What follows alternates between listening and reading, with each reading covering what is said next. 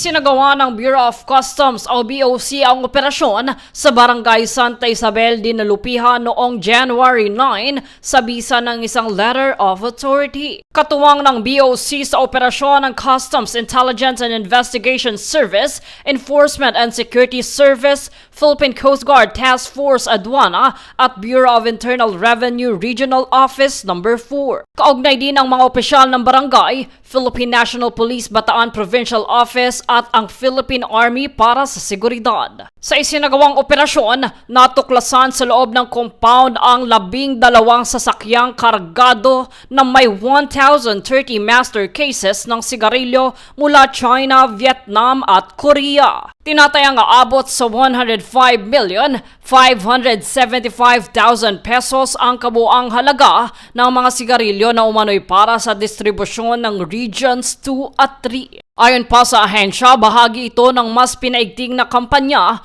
kontra smuggling alinsunod sa direktiba ni Pangulong Ferdinand Marcos Jr. na palakasin ang border security. Dito binigyan din ni Commissioner Ariel Nepomuceno na ang operasyon ay patunay sa koordinasyon at pagtutulungan ng mga ahensya upang maprotektahan ang pamahalaan. Tiniyak din ng POC ang patuloy na pagsusumikap na sugpuin ang illegal trade at palakasin ang integridad sa kalakalan para sa seguridad at katatagan ng ekonomiya.